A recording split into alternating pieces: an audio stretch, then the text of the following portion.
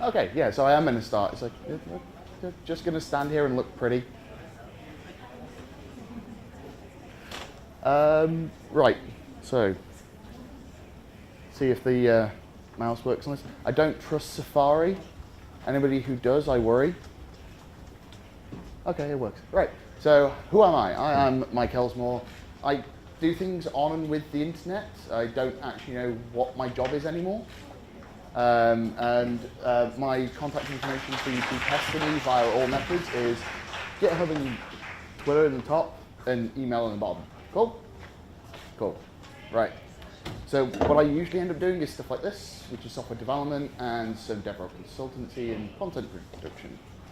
And what this talk is actually about, oddly enough, it's not about running a hackathon.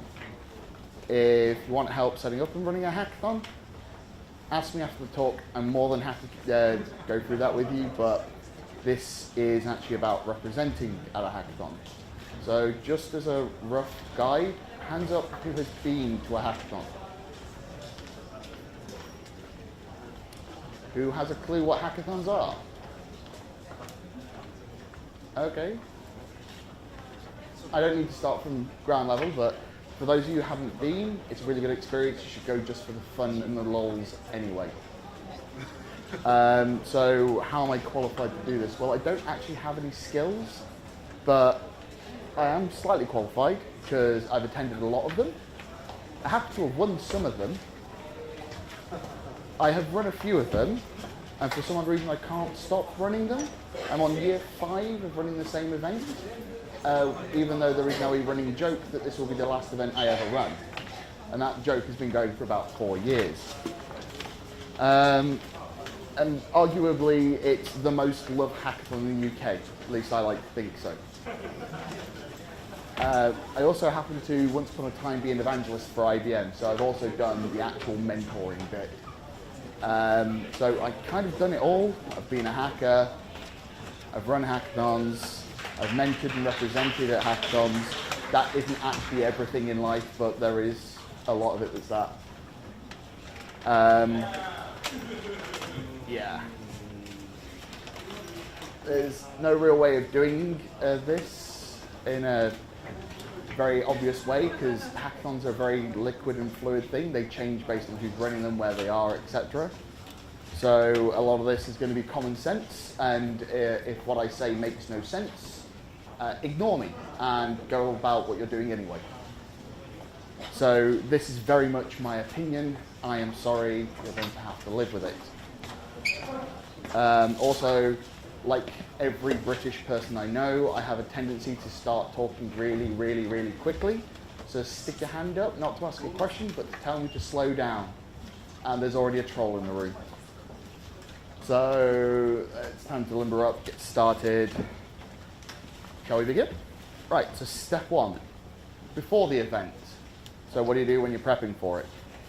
You may not even have a choice in the event. So I have represented at quite a few hackathons that I didn't agree with as an individual, but from the company perspective, it was a requirement, so I still had to go and do them. It meant having to be happy, find ways of being able to deal with that and just get on with work. And some of the ways of doing that is, for me, check this thing has a code of conduct. Hands up, who is aware of what a code of conduct is? Okay. If you're not aware of what a code of conduct is, it is a guide and a set of procedures for how an event is meant to take place. This is set expectations and procedures for how things will be. It's really useful for making sure that everybody plays nice, because then sponsors and the attendees and the organizers all have to behave in the same predictable way. If you haven't got one on the event or they don't know what one is, point them at this thing, which is the Hack Code of Conduct, built by Christiana Beda. And it's not the best thing in the world, but it's a good start. For people, you should never have a generic code of conduct. You should always make it work for your event. But this is a great starting point. Especially has a customize button, so you can just put the bits you don't want in there. Or just fork it. big piece of before the event is actually doing some research on it. So quite a few hackathons in Europe are now becoming a series. They've been around and they're sticking around for a while. It's quite a lot of throwaway ones, but some of them are repeating. You want to do this not because all hackathons aren't the same. Some of them are big corporate events and startup-y like TechCrunch Disrupt in New York and in Amsterdam, I think, or was the last one, London.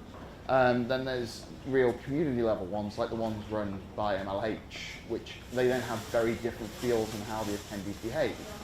So you should really research the previous ones or even just the organisers to see if they've run previous ones to see how they actually want to do their thing. Would means you prepare the correct stuff, which means the next one, which is a real pain in the bum, especially if you're working in a large corporate, making sure you have your marketing material ready. The amount of times where hackathons are quite a last-minute response to stuff means that most teams don't have their banners or swag or etc. just lined up ready to go. So try and have it ready. Next one is RTM, or as I like to put it, read the manual. There is a lot of stuff that happens at Hackathon that you will not have a clue about even if you're a professional developer evangelist, mainly because you can't know everything. It is impossible to be an excellent programmer in every language that your company uses, unless your company is just JavaScript. Because that's just easy, you kind of do things and it works, I think. But you need to really know how to help people, even if it's a problem that you can't personally solve. So, oh, it turns out nobody could actually hear me. I apologize. I'm getting advice from the sides on how to hold a microphone, and it's very confusing. I'm never doing that again. Right, so read the manual. Make sure you know, if you don't know the specifics, you know where to find the information in the manual. Wow, I can hear the reverberation, this actually works. There we go. Right, another one that is a lot of people seem to forget is check the support channels. Make sure you know if there is going to be any actual support at the period of the hackathon. So if you're, say, a small startup who has to spin up dedicated clusters to do stuff, then make sure you know who's going to be on ops so you can be very nice to them, and if stuff goes wrong, you can ask them to fix it. Because if the product disappears in the middle of a hackathon, yeah, that's not going to be very good. It's a bit of a pain. And there's also setting up tracking. If you do hackathons quite a lot, people start asking, where the hell is my ROI? That's usually for a lot of places just sign-ups and brand awareness. So make sure you set up tracking in advance. A lot of companies just have custom codes for the product. So Twilio, as part of their process, usually has a little code they hand out during the process at the beginning of the hackathon. So make sure you have tracking so that in some way they can see that people are engaging and money's not being wasted. And one important one is don't bail without a reason.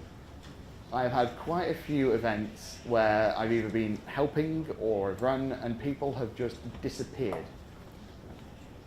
This isn't cool because Hackathon is reliant on very much on, even if they've given them money, they're reliant on the APIs to provide stuff for people to do, stuff to actually get their teeth into.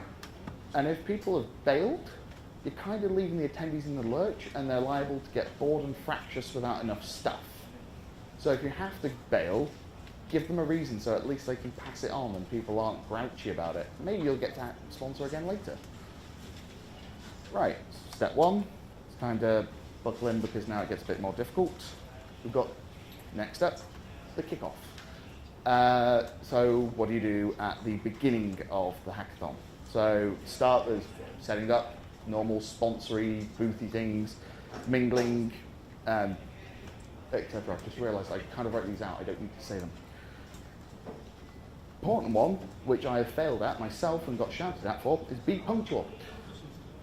If you're going to sponsor an event, turn up early enough that you're not setting up in the middle of everybody else, so that if you've got banners, etc., they're all set up on the side, and just so you could be around, so if the organisers are going, oh my god, I have no idea what's going on, you can either help them or at least answer any of their questions.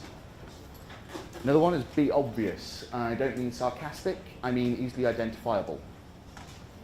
What I'm saying there is, there's a lot of people who, when they start, they all go looking like the attendees.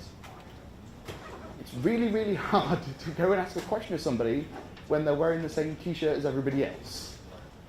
I want to find the GitHub guy for a bit of help. I see 50 people in GitHub t-shirts. Which one is he?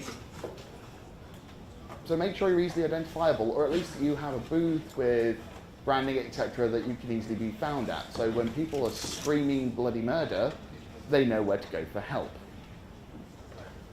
On that note, there's also remember to mingle. There, as a representative of your brand and technology, you want to get people interested in it, and an easy way is just to talk to people whilst the event's getting started. You can find out what they want, what they're going to do. You can suggest things that may use your product, or other such mildly nefarious means. And more importantly, which I have done, don't forget about your presentation. Most hackathons, you get a couple of minutes to actually talk about your product. I may have a couple of times forgotten that I'm giving this, so I didn't have anything prepped. Make sure you actually know what you're doing there for the event. Certain companies go to these things to recruit, others go to push a new technology, others go to promote a product and do brand awareness. Make sure you know what you're going to present about, and you have a relative presentation that makes sense to the attendees.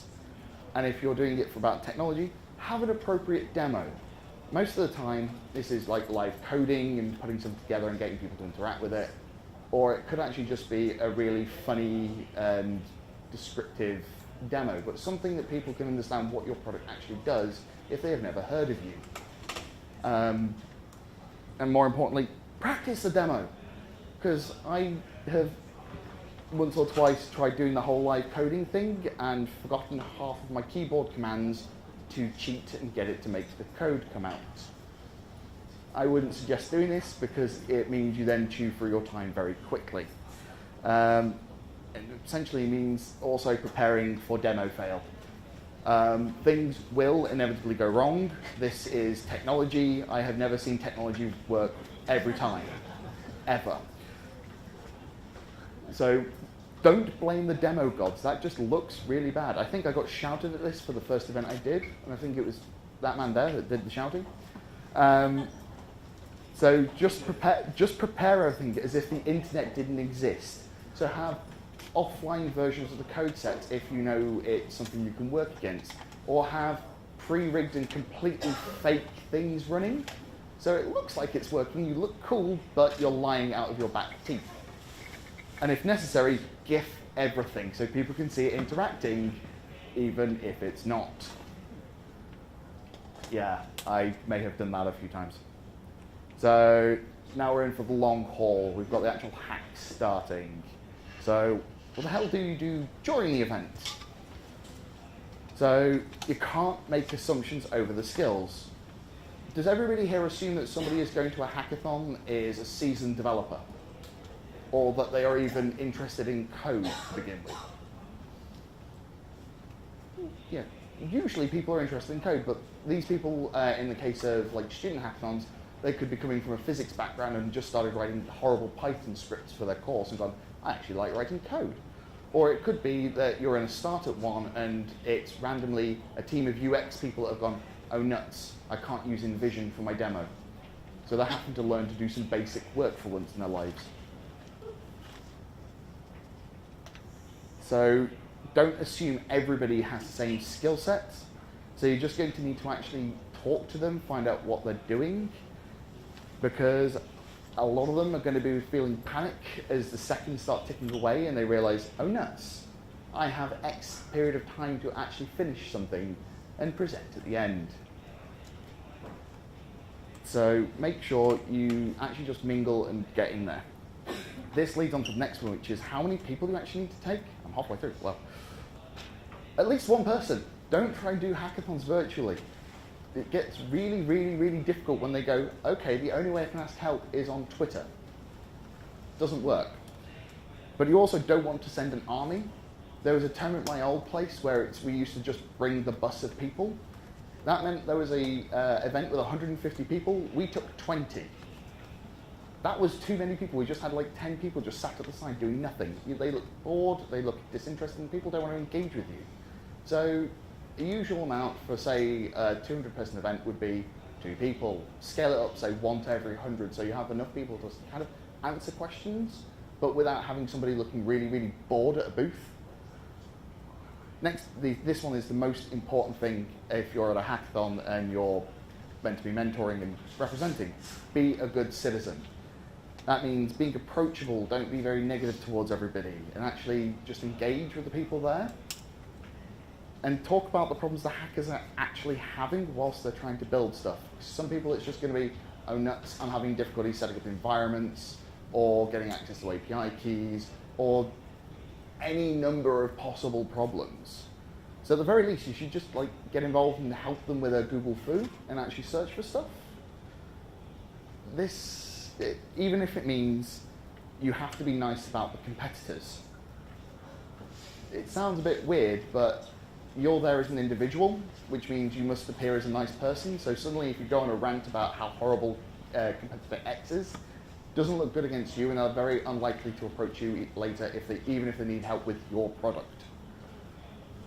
Also, don't leave early. I've seen this quite a few times where people will stay for the demos and then leave 2 hours in. Nobody's built something 2 hours in. They're still trying to work out how to do it. Stick around till actually people start plugging things together so you can actually give them a hand. And don't look like you're working. If you kind of look like you're just sat there, headphones in, doing your work, nobody's going to interact with you because, well, who here wears headphones where they want them to leave them alone? Yeah. So that was a hackathon. Not a good idea if you're trying to interact with people. Also, don't take work calls. I found salespeople at a hackathon taking sales calls. No. That needs no explanation, just no. So now you're beginning to engage. It's optional to stay for the 24 hours. I've personally done the whole 24 hours of a hackathon thing as a mentor. I don't advise it because when people need help at 4 in the morning, you're useless. But be available as much as possible. So be available into the evening, into the early hours if needs be, but be there back in the morning so the people who you haven't been with overnight can come and ask questions when they've got 2 hours to spare before they have to submit. Okay? So the hacking's done, we're nearly over, it's time to do the end of the event. So I've just realized that's spelled badly. It's meant to be supportive of everyone else's work. You've been there for like 36 hours, you've been paid to be there, I hope. But these people have been there most of the time voluntarily to do it as fun or just to do something. So they're going to be fretting, they're going to be fractious. Be supportive of what they've been doing. Even if they haven't used your product, just be supportive. You don't have to be happy about it, but be supportive. So next up is the judging bit. Don't be afraid to ask questions.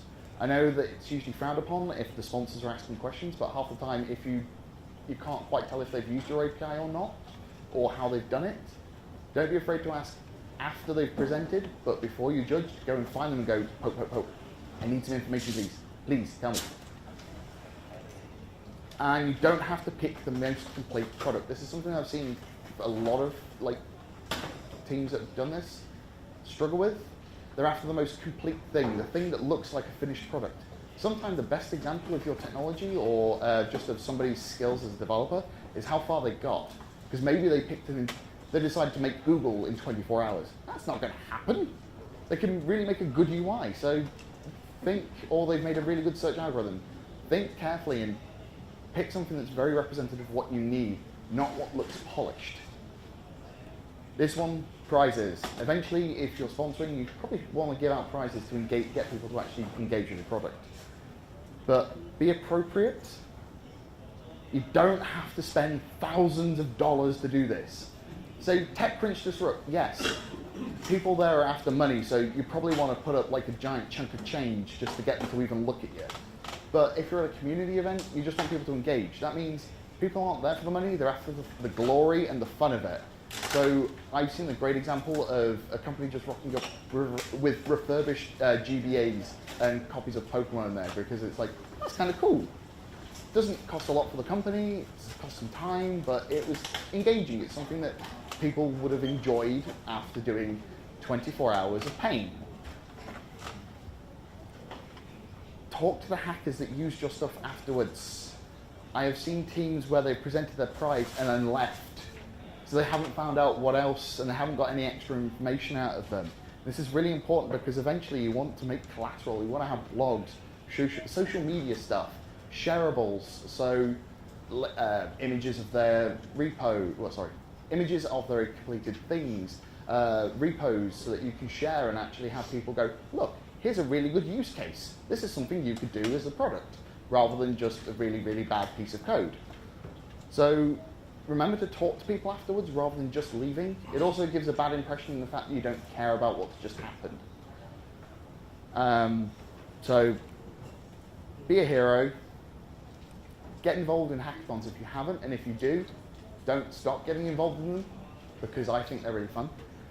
So that's me. That's the talk. Any questions?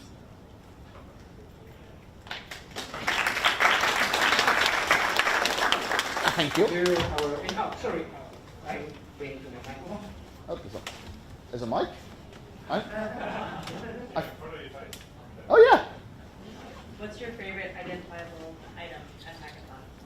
What do you mean by identifiable item? Well, you said that. Oh, you mean as yourself? Yeah. Weirdly enough, it's not the t-shirts. But what's your favorite?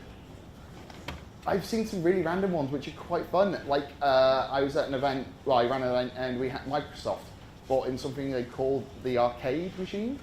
And it was this giant arcade steampunk box where you could type in your website and it would validate it against Edge. It was just this giant identifiable, it had Microsoft branding on it. It was like, it's great. This is something that's clearly identifiable as the brand, but completely bonkers. I love that. Thanks.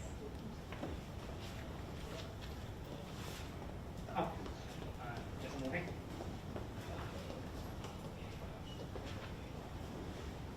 So, what would be the successful criteria for pick the winner? Because like I don't have much experience of participating in the hackathon, but like the event I participated was like really like a stand to the kind of presentation, not really the integration. It was actually integration with the API, but like the winner was actually like the good presenter. So I'm interested in like what would be the best criteria. Okay, because I started out as a hacker, I kind of ignore things that look a little bit too polished to me initially because I'm always worried that it's not code, it's all fluff. They've used mocking software and they've got a really, really nice looking thing, and the presenters are really, really good salesmen, but they haven't actually achieved anything in 24 hours. So I always look at the rough and ready ones and then find out afterwards from the polished ones if they actually did any work. I take that approach, but that's because I was a hacker and I used to get annoyed at people winning with nothing. Thank you. Anyone? Sorry, I told you, making you work. ハッカソンが終わった後の継続開発のサポートはどのようにされていますか? Do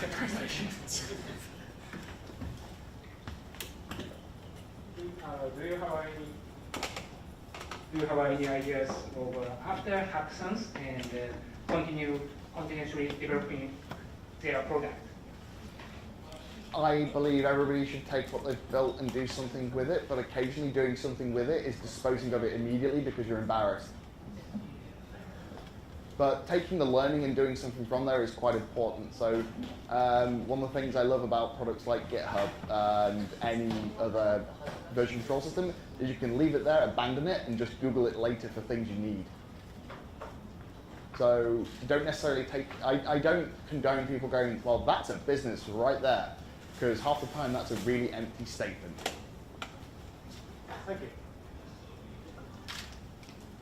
質問日本語でも大丈夫です。私が拙い日本語で訳せばいいだけなんで、英語で訳せばいいだけなんで。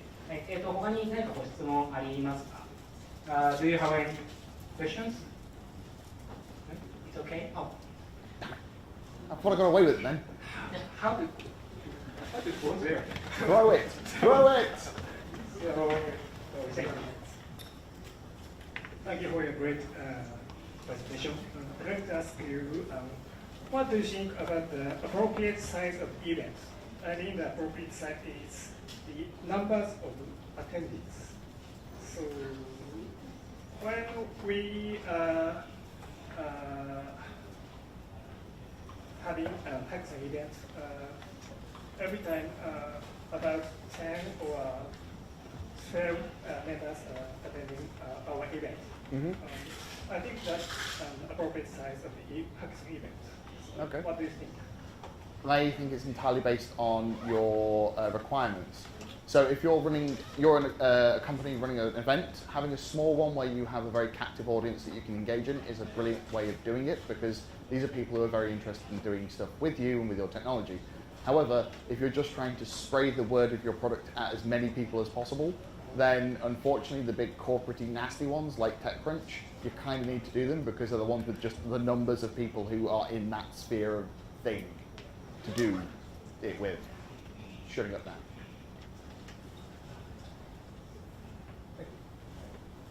So, thank you, Mike, for your great experiences